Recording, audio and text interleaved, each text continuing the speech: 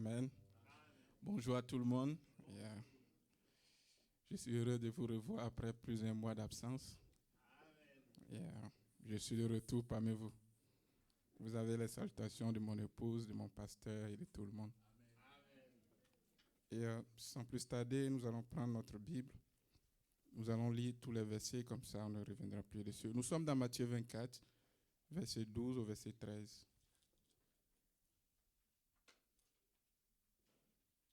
Si quelqu'un a trouvé, il peut faire la lecture.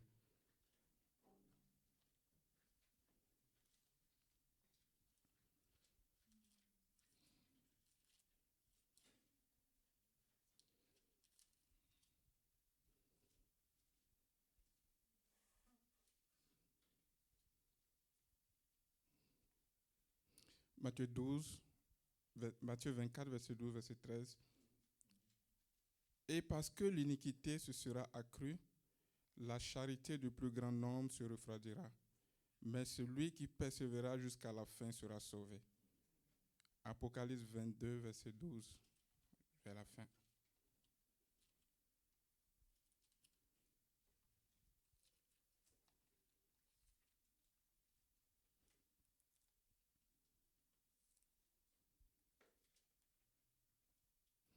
Voici, je viens bientôt et ma rétribution est avec moi pour rendre à chacun selon ce qu'est son œuvre.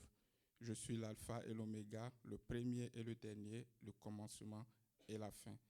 Heureux ceux qui lavent leurs robes afin d'avoir droit à l'arbre de vie et d'entrer dans les portes étroites de la ville.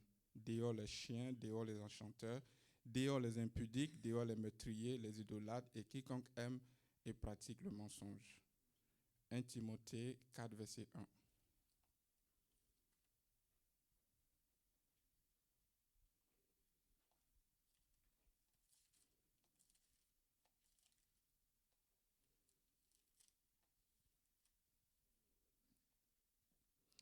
« 1 Timothée 4, verset 1.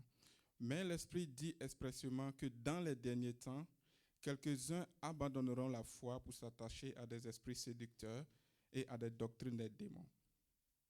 Philippiens 3, verset 12 au verset 15.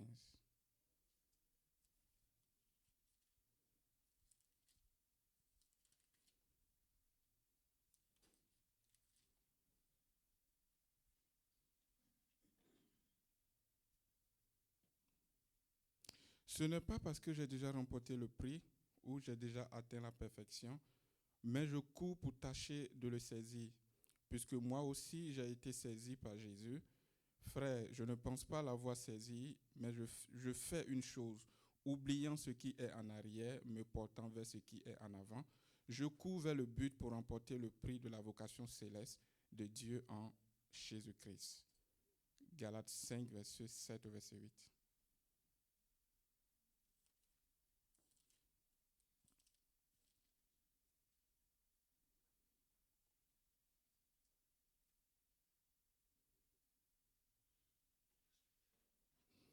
Vous courez bien, mais qui vous a arrêté pour vous empêcher d'obéir à la vérité?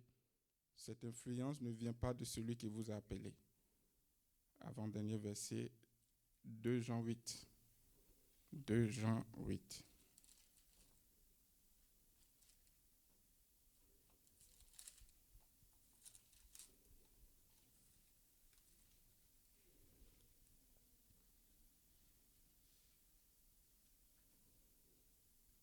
Prenez garde à vous-même afin que vous ne perdiez pas le fruit de votre travail, mais que vous recevez une pleine récompense. Dernier verset, 1 Corinthiens 15, verset 58. 1 Corinthiens 15, verset 58.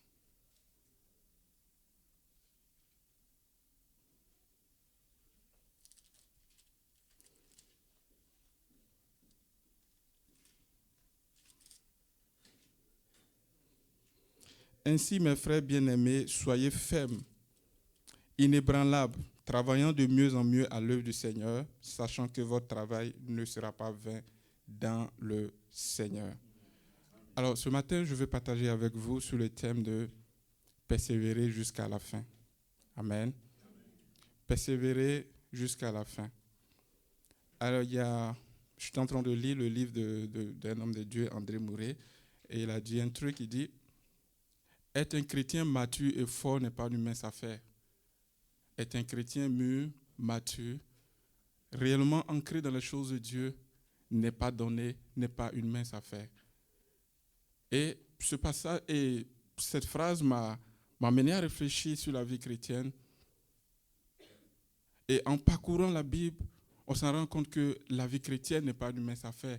La vie chrétienne n'est pas un parcours facile. La vie chrétienne n'est pas un parcours sans difficulté, n'est pas un parcours sans embûches. C'est pourquoi Jésus nous dit de persévérer jusqu'à la fin. On ne peut pas dire à quelqu'un de persévérer dans quelque chose s'il n'y a pas de difficulté. Je ne peux pas te dire, frère, persévère s'il n'y aura pas de difficulté. Quand Jésus nous dit déjà persévérer jusqu'à la fin, cela veut dire que nous aurons des difficultés dans la vie chrétienne. Persévérer jusqu'à la fin, nous ne devons pas relâcher. Persévérer, c'est ne pas relâcher. Persévérer, c'est ne pas abandonner. Quels que soient les obstacles, quelles que soient les difficultés, nous devons persévérer. Pas persévérer pendant 5 ans, pas persévérer pendant 10 ans, pas persévérer pendant 20 ans, mais persévérer jusqu'à la fin. Et quand on parle de la fin, on parle de quoi? La fin peut être le retour de Christ, la fin peut être mon dernier jour sur la terre. Quand je donne ma vie à Christ, je dois persévérer jusqu'à ce que Jésus vienne me trouver en lui ou jusqu'à ce que la mort vienne me trouver en Christ. C'est ça, persévérer jusqu'à la fin de mes jours sur la terre ou l'avènement de Christ. Persévérer jusqu'à la fin. Et nous voyons l'apôtre Paul qui dit, il court vers le but, il court vers le but. Et vers la fin, l'apôtre Paul dit, quand il était à la fin de son ministère, quand il savait qu'il était prêt à quitter ce monde, l'apôtre Paul dit, j'ai gardé la foi, j'ai combattu le bon combat. J'ai combattu le bon combat, j'ai gardé la foi. Désormais, la couronne de justice m'est réservée. Est-ce que nous combattons le bon combat?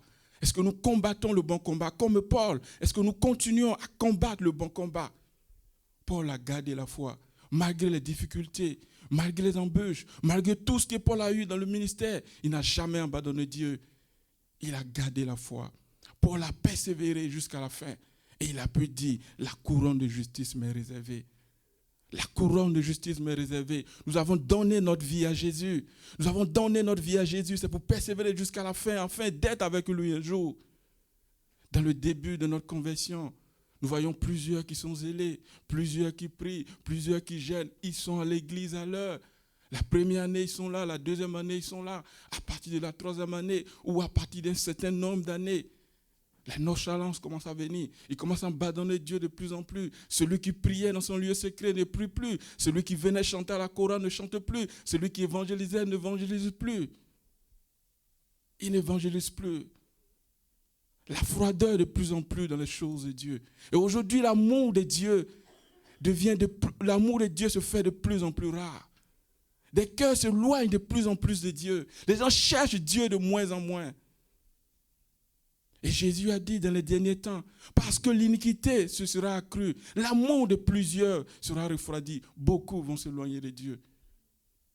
Examine ton cœur. Depuis le début de ta conversion jusqu'à aujourd'hui, où est-ce que tu en es avec le Seigneur? Est-ce que tu es en train de grandir dans ta marche avec le Seigneur? Tu es en train de régresser ou tu es en train de stagner?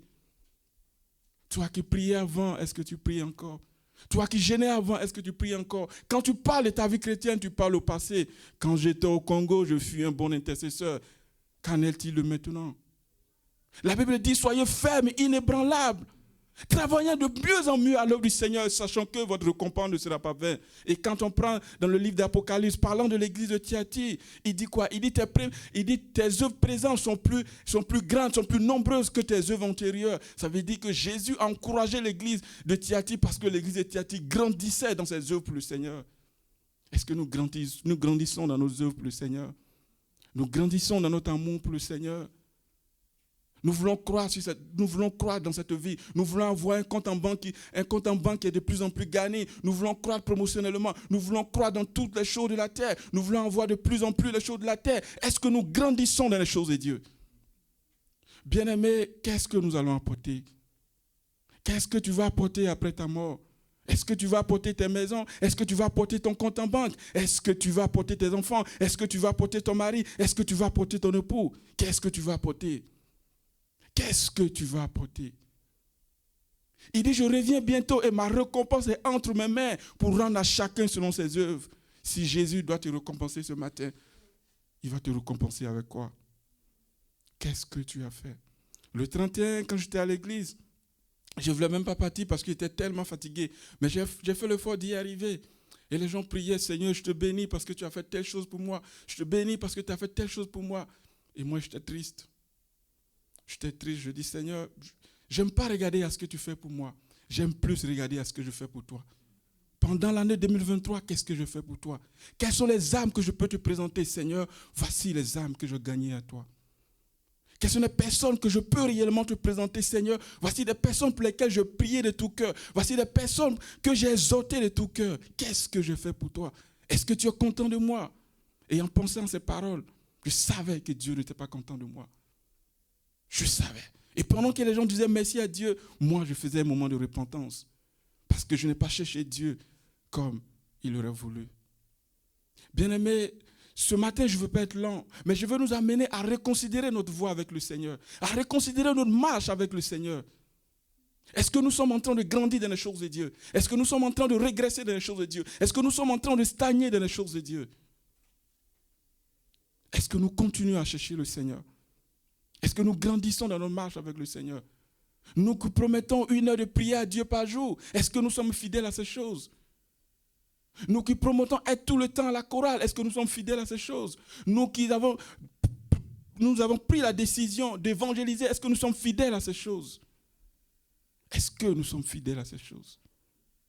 Bien-aimés, nous serons tous sauvés par la foi, mais nous ne serons pas récompensés par la foi. Nous serons récompensés par nos œuvres. Comment tu veux avoir la même récompense que celui qui se lève à 5 heures pour venir placer les chaises ici, tandis que toi tu te réveilles à 10 heures, tu arrives ici à 11h30 pour te retourner à midi? Est-ce que Dieu est injuste? Frère, quand tu sais Dieu, fais-le de tout ton cœur parce que tu auras la récompense. Amen. Et c'est cette récompense qui sera éternelle. Ta maison ne sera pas une récompense pour toi au ciel. Qu'est-ce que sera une récompense pour toi au ciel? C'est ce que tu as fait. C'est l'œuvre de Dieu que tu auras fait de tout ton cœur, sans attendre que qui que ce soit t'acclame, sans attendre que qui que ce soit te dise merci, sans même que le pasteur Jonathan te dise merci. Mais dans ton lieu secret, même s'il n'y a personne dans ton département qui le fait, tu le fais de tout ton cœur. Dieu n'est pas injuste pour oublier ses récompenses. Nous sommes prêts à nous sacrifier pour des choses que nous allons laisser sur la terre. Est-ce que nous nous sacrifions pour des choses de Dieu qui sont éternelles? Est-ce que nous nous sacrifions? Quand Dieu nous demande d'intercéder pour l'Église, est-ce que nous le faisons? Quand Dieu nous demande de jeûner, est-ce que nous le faisons? Quand Dieu nous demande d'ouvrir simplement notre bouche pour parler, nous ne le faisons pas. Mais quand nous avons des besoins, Seigneur, viens. Je n'ai jamais vu quelqu'un qui cherche Dieu de tout son cœur, qui sait Dieu de tout son cœur, et Dieu reste indifférent quand cette personne a un problème. Ça n'existe pas. Ça n'existe pas. Quelqu'un qui cherche Dieu de tout son cœur, qui sait Dieu de tout son cœur, pas parce qu'il veut que Dieu lui donne telle ou telle chose, parce qu'il aime Dieu, parce qu'il veut vivre avec Dieu, parce qu'il veut être auprès de Dieu. Dieu n'est jamais indifférent quand cette personne a un problème. Hier, un ami m'a appelé, il me dit que ma tante a abandonné le Seigneur. Qu'est-ce que je fais, frère? Je dis, demande-lui pourquoi elle a abandonné le Seigneur. Il dit, je suis allé chez elle et je lui demande pourquoi elle a abandonné le Seigneur. Elle me dit, quand ils sont venus m'évangéliser, je les ai dit clairement que moi, je n'ai pas d'enfant. Ils m'ont dit, ce n'est pas un souci, il vient, Jésus va te donner un enfant. Et ça fait 5 ans à l'église, elle n'a pas d'enfant. Donc elle a abandonné le Seigneur. Je lui ai dit, va vers ta tante, présente-lui Jésus, le royaume des cieux. Cher évangéliste, quand vous partez, évangéliser, présenter Jésus, le royaume des cieux. Jésus, quand il est venu sur la terre, il parlait du royaume des cieux et des choses qui concernent le royaume des cieux. La Bible dit, cherchez premièrement le royaume des cieux et la justice, et tous vous seront donnés par-dessus.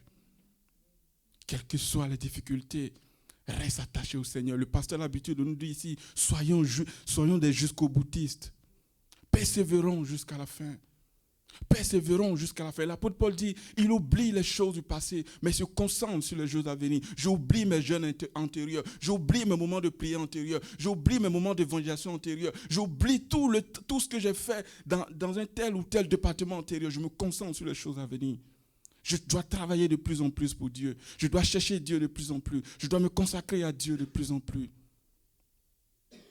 Aujourd'hui, j'aimerais que chacun de nous examine sa vie.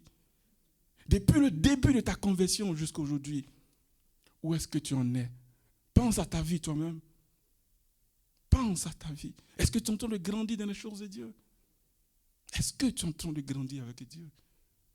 Est-ce que tu es en train de grandir avec Dieu? Quel père serait heureux de voir son enfant qui a 25 ans et qui se comporte comme un gamin de 10 ans? Des chrétiens de 30 ans qui ont la maturité des gamins de 5 ans. Qu'est-ce qu'un père peut faire avec un enfant qui a 25 ans qui se comporte comme un gamin de 10 ans? Il n'a même pas confiance. Il ne peut même pas lui confier des grandes choses. Comment Dieu va nous confier des grandes choses si nous ne grandissons pas avec lui?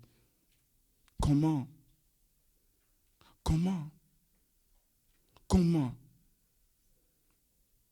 Bien-aimés, nous sommes dans une nouvelle année et nous devons prendre de nouvelles résolutions. La résolution de revenir à Dieu. Prends la résolution de revenir à tes moments de prière. Prends la résolution de revenir à une vie de sanctification. Prends la résolution de revenir à ton Dieu. De chercher Dieu plus que l'année dernière. De chercher Dieu plus que l'année dernière. De servir Dieu plus que l'année dernière. Ne regarde pas à qui que ce soit. La récompense, elle est individuelle. La marche avec le Seigneur, elle est individuelle. Nous devons persévérer jusqu'à la fin. Nous devons persévérer jusqu'à la fin. Il y aura plusieurs situations qui vont faire de sorte que tu puisses perdre la foi. Mais tu dois persévérer. Tu ne dois pas abandonner, frère. Tu ne dois pas abandonner, sœur. Quelle que soit la situation, tu dois rester attaché à Dieu. Tu dois rester attaché à Dieu parce que tu ne t'es pas converti pour voir quoi que ce soit. Tu ne t'es pas converti pour que Dieu te donne quoi que ce soit. Tu t'es converti pour voir le ciel. Tu te convertis pour voir le ciel. Et tant que je ne suis pas au ciel, je n'abandonnerai jamais Dieu. Qu'il m'exauce ou pas, je n'abandonnerai jamais Dieu. Que j'ai quoi que ce soit, que je sois dans l'abondance, que je sois dans la disette, que je sois dans un moment de joie, que je sois dans un moment de difficulté, jamais je n'abandonnerai ce Dieu. Jamais je n'abandonnerai ce Dieu. Je me suis converti pour le ciel. Je me suis converti pour voir Jésus. Je ne me suis pas converti pour venir simplement ici les dimanches. Je ne me suis pas converti pour avoir quoi que ce soit. Je ne me suis pas converti pour avoir un boulot. Je ne me suis pas converti pour avoir des enfants. Je ne me suis pas converti pour avoir des choses. Même dans ce monde, même dans le monde, on a ces choses. Les hommes les plus riches de ce monde, pensez-vous que c'est les chrétiens? Les hommes qui ont les belles maisons, pensez-vous que c'est les chrétiens? Les hommes qui ont les comptes les plus remplis, pensez-vous que c'est les chrétiens? Quelle est la différence entre nous et eux? C'est le salut, le ciel. L'Esprit Saint. La joie, la paix que l'Esprit Saint donne. Pas la joie attachée aux circonstances extérieures, mais la joie attachée au fait que nous sommes avec Jésus. Au fait que nous avons l'espérance d'une vie après la mort. C'est ça la beauté de la vie chrétienne. Les choses d'en haut. Les choses d'en haut. Ce sont les choses d'en haut qui doivent motiver notre vie chrétienne. Ce sont les choses d'en haut qui doivent motiver notre vie chrétienne. Cherchons Jésus. Cherchons Jésus. Nous sommes venus sur cette terre avec rien et nous allons retourner avec rien. La seule chose qui nous attend dans les cieux, c'est ce que nous aurons fait pour Dieu ici qui va nous attendre dans les cieux. C'est ce que nous aurons fait ici pour Dieu qui va nous attendre dans les cieux. Toi qui as commencé à régresser dans ta marche avec le Seigneur, pensez-y et reviens à Dieu. Toi qui sais de moins en moins dans ta commission, pensez-y, reviens à Dieu. Ne regarde pas telle personne n'est pas là. C'est toujours moi qui chante, c'est toujours moi qui place les chaises, c'est toujours moi. Frère, tu ne le fais pas pour qui que ce soit, tu le fais pour Dieu. Et il n'est pas injuste pour oublier ton travail. Travaillez de mieux en mieux à l'œuvre du Seigneur, sachant que votre travail ne sera pas vain. Même si tu te retrouves seul dans la commission d'intercession, prie de tout ton cœur. La Bible dit, celui qui arrose sera arrosé. Tu penses que tu vas fléchir genoux seul dans la commission d'intercession et prier et Dieu va oublier ta famille ou tes enfants?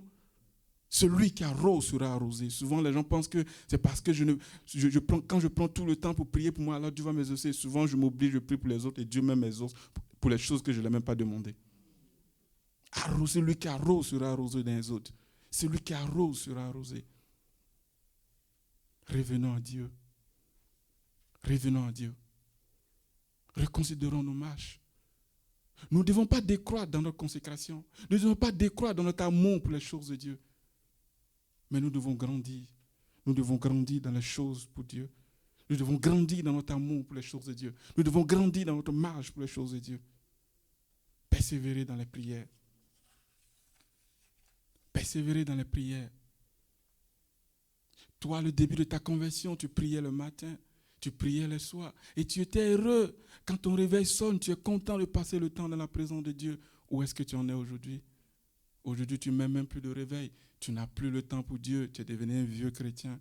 Pourtant, la vie chrétienne s'entretient. La communion avec Dieu s'entretient. Est-ce que vous avez encore des moments de prière personnelle? Est-ce que vous avez encore des moments de prière matinale?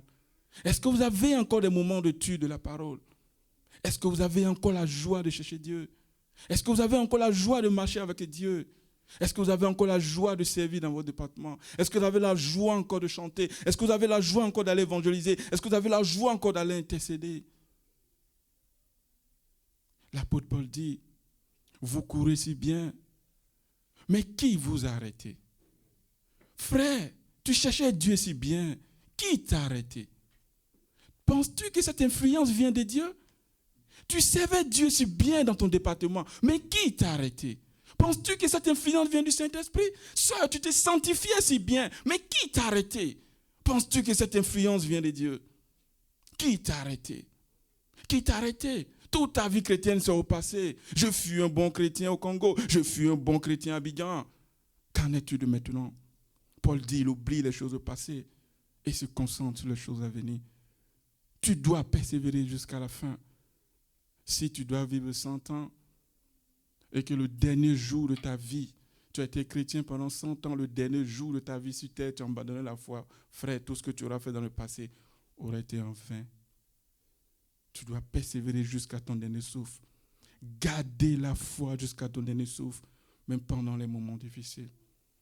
Hier, j'ai exhorté un frère, je lui dis, quand tu sais Dieu ou quand tu cherches Dieu, tu loues Dieu pendant les bons moments et pendant les moments difficiles, le diable n'a pas de levier sur lequel s'appuyer pour t'avoir.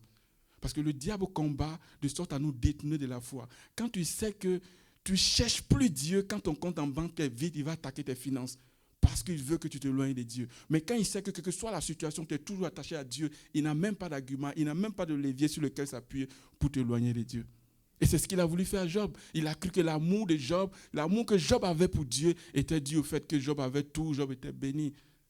Et il s'est dit que si je touche les biens de Job, alors Job va abandonner Dieu. Le diable te connaissant, il sait que s'il touche ton enfant, tu vas abandonner Dieu. Il va toujours toucher ton enfant pour que tu abandonnes Dieu. Le diable te connaissant, il sait que s'il touche tes finances, tu vas abandonner Dieu. Alors il va toujours toucher tes finances pour que tu abandonnes Dieu. Mais s'il sait que soit le point que je touche, il n'abandonnera jamais Dieu. Il finira par se décourager. Peu importe la situation, je sais Dieu. Mon amour pour Dieu ne doit pas être conditionné par quoi que ce soit. Analysons notre vie ce matin. Je ne veux vraiment pas être long ce matin, mais je voulais nous amener à réfléchir. Où est-ce que nous y sommes avec Dieu? Où est-ce que nous sommes avec Dieu? Est-ce que nous grandissons dans l'onction? Est-ce que nous grandissons dans la connaissance de la parole? Est-ce que nous grandissons? Est-ce que nous grandissons? J'ai remarqué que les gens se refroidissent de plus en plus. Je suis à le pays et j'ai essayé de voir certaines personnes avec lesquelles on a commencé, avec lesquelles on a été baptisés, avec lesquelles on partait évangéliser. J'ai vu beaucoup de personnes sont retournées dans le monde. Et il y a certains même qui sont retournés dans le monde simplement parce qu'ils ont commencé à vivre une vie de débauche et on a commencé à les reprendre à l'église. Ils sont restés totalement dans le monde en train de vivre en concubinage. Pourquoi j'ai donné ma vie à Jésus? Pourquoi? Est-ce pour me saper pour venir dimanche? Pour faire la communion fraternelle après le culte? Non. C'est pour voir le ciel. C'est pour voir le ciel. C'est pour voir le ciel.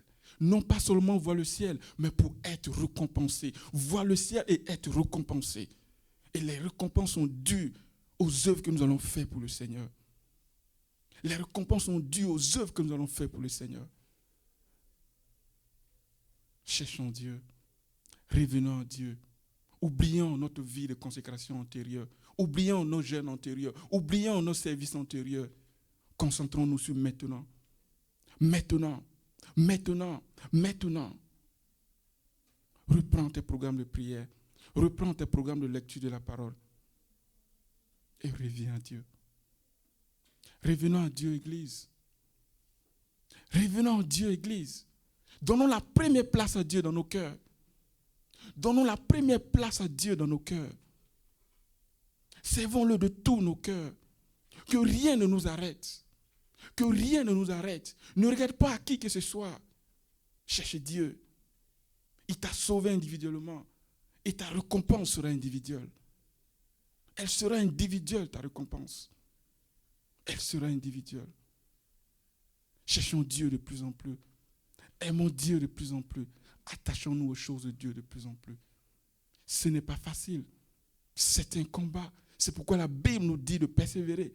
Et il dit, dans Matthieu 24, l'iniquité sera tellement grande que l'amour de beaucoup va se refroidir. Aujourd'hui, le mal est appelé bien. Le bien est appelé mal. Le mal est rentré dans l'église. La désolation est rentrée dans l'église. La débauche est rentrée dans l'église. Et le péché est aujourd'hui répandu. Le péché est aujourd'hui acclamé. Le péché est aujourd'hui accepté. De telle enseigne que les gens disent, non, moi je préfère ne pas aller à l'église parce que ceux qui vont à l'église même, ce n'est pas la peine. L'iniquité grandit. Et ça devient de plus en plus difficile d'être chrétien. L'iniquité grandit. Des gens même qui sont parmi nous, mais leur cœur est directement éloigné de Dieu. Ils viennent à l'église, mais ils sont loin de Dieu. Il y a longtemps, ils ont abandonné parce qu'ils n'ont plus la foi. La Bible dit, sans la foi, personne ne peut lui être agréable. Est-ce que tu as encore la foi? Certains viennent parce qu'ils ont peur que le pasteur Jonathan va m'appeler. Je ne t'ai pas vu, ça fait 1 mois. Ou le frère Jonathan, lui, il aime évangéliser. Il va me dire, ça fait 2 mois que je ne te vois pas. Alors je viens pour calmer ma conscience religieuse. Est-ce que tu viens dimanche parce que tu aimes Dieu ou pour calmer ta conscience religieuse? Certains viennent pour calmer la conscience religieuse. C'est dimanche. Alors de façon religieuse, je vais au culte. De façon religieuse, je vais au culte. Et pendant qu'on dit d'adorer, je suis distrait. Pendant qu'on dit de prier, je suis distrait. Mais tu es venu pour quoi? Tu es venu pour adorer, on te dit d'adorer, tu n'adores pas. Tu es venu pour louer, on te dit de louer, tu ne loues pas. Mais tu es venu pour quoi? Il fallait même rester chez toi. Pendant qu'ils sont en train de louer, tu es sur ton téléphone. Il fallait même rester chez toi. Imaginons que tu es devant le roi Philippe. Est-ce que tu vas oser manipuler ton téléphone? Et tu es devant le grand Dieu. Frère, la façon dont tu considères Dieu, c'est comme ça qu'il te considère. La façon dont tu considères Dieu, c'est comme ça qu'il te considère. Le sérieux, je lisais un livre où l'auteur disait que Dieu ne peut pas te récompenser au-delà du sérieux que tu lui accordes. Quand tu accordes plus de sérieux à Dieu, tu verras de sérieux avec lui. Quand tu accordes moins de sérieux avec Dieu, tu verras moins de sérieux. C'est comme ça avec le Seigneur. Est-ce que Dieu est tout pour nous? Si Dieu est vraiment tout pour nous, quelle est la place que nous lui accordons? Il y a certains, mais c'est seulement dimanche. Toute la semaine, on n'a pas le temps pour Dieu. Toute la semaine, on n'a pas le temps pour Dieu. Toute la semaine, on n'a pas le temps pour Dieu. Comment tu veux voir Dieu si tu n'as pas le temps pour lui? Comment tu veux grandir dans ta relation avec le Seigneur si tu n'as jamais le temps pour lui? Considérons notre voie avec le Seigneur. Faisons très attention dans notre façon de chercher Dieu. Faisons très attention dans notre marche avec le Seigneur.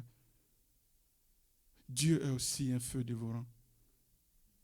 Dieu est aussi un feu dévorant. Souvent, on nous prêche tellement l'amour de Dieu, nous ne nous rendons pas compte du côté sévère de Dieu. La Bible dit, il est le même hier, aujourd'hui, éternellement. Le Dieu qui a détruit Sodome et Gomorrhe, c'est le même Dieu. Le Dieu qui a envoyé le déluge, c'est le même Dieu. Faisons très attention dans notre marche avec le Seigneur. Et dans l'Ancien Testament, il y a un passage qui dit « Malheur à celui qui me sert avec négligence ». Je préfère prendre la décision de ne pas servir que de prendre la décision de servir avec négligence. Malheur à celui qui me sert avec négligence. Revenons à Dieu, Église. Accordons la première place à Dieu. Nous allons prier. Je vais lancer cet appel. Je ne veux pas lancer l'appel à tout le monde. Celui qui sent dans son cœur que depuis sa conversion jusqu'à aujourd'hui, il y a certaines choses qu'il a arrêté de faire. Il ne cherche plus Dieu comme avant. Il ne prie pas Dieu comme avant. Qui veut se repentir et qui veut aller sur une nouvelle base avec le Seigneur. Et qui veut dire, Seigneur, cette année 2024, je vais te chercher plus que l'année 2023. Je veux revenir à toi, marcher avec toi plus que jamais je l'ai fait. Ceux qui sentent qu'ils veulent aller à une nouvelle dimension avec le Seigneur, qui sentent qu'ils ont à se réconcilier avec le Seigneur, qui sentent qu'ils ont à revenir avec le Seigneur, qui sentent qu'ils cherchent Dieu de moins en moins. Ensemble, nous allons nous lever et nous allons demander pardon à Dieu. Je ne lance pas l'appel à tout le monde, mais je lance l'appel réellement à ceux qui sentent qu'ils régressent dans leur marche avec le Seigneur, qu'ils régressent dans leur service avec Dieu. Nous allons nous lever et nous allons prier. Demandez pardon au Seigneur. Demande pardon, Seigneur.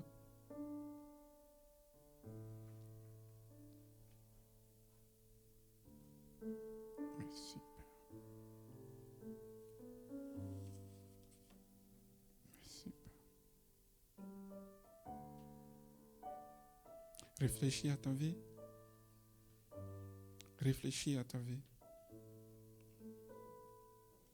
Réfléchis à ta vie, à ta marche avec le Seigneur. Est-ce que tu es toujours sérieux avec lui? Est-ce que les choses de Dieu t'intéressent de plus en plus ou de moins en moins? Paul dit, attachez-vous à ces choses de peur que ces choses ne s'éloignent de vous. Moins tu cherches Dieu, plus tu t'éloignes de lui. Moins tu pries, plus tu deviens charnel. Moins tu étudies la parole, plus tu deviens charnel. Pense à ta vie.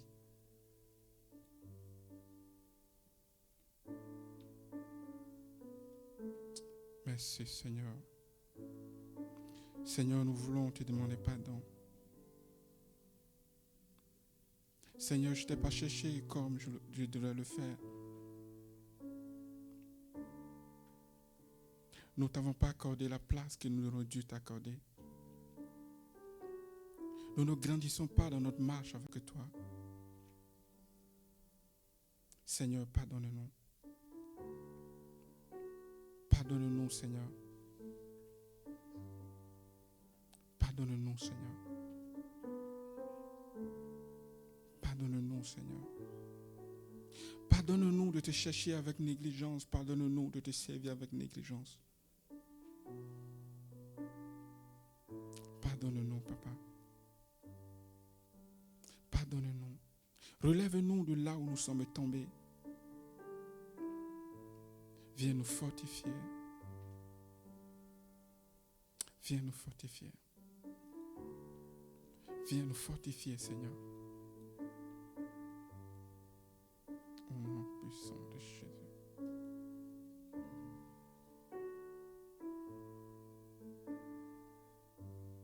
Merci, Saint-Esprit.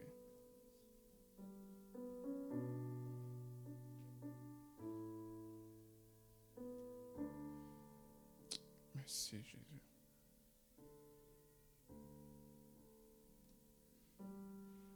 Merci, Père.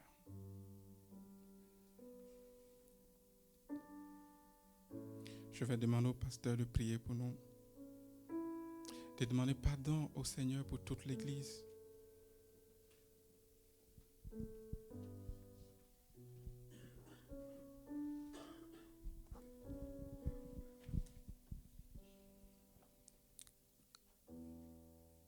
Seigneur, merci pour ton amour que tu ne cesses de manifester dans nos vies, Seigneur. Comme un Père, Seigneur, tu viens de nous parler ce matin. Tu viens de parler à un cœur, Seigneur, ce matin, Seigneur. Un cœur, Seigneur, qui a besoin de toi, Seigneur. Un cœur, Seigneur, qui t'a abandonné, Seigneur, notre Dieu. Un cœur, Seigneur, qui était découragé, Seigneur, ce matin, Seigneur. Et à travers cette parole, Seigneur, tu nous aides à reconsidérer, Seigneur, notre marche, Seigneur, avec toi. Seigneur, c'est que tu as contre nous ce matin que nous avons oublié le premier amour. Nous te prions, Seigneur, de nous pardonner, Seigneur. De nous accorder ton pardon, d'accorder ta grâce, Seigneur, à ton Église, Seigneur.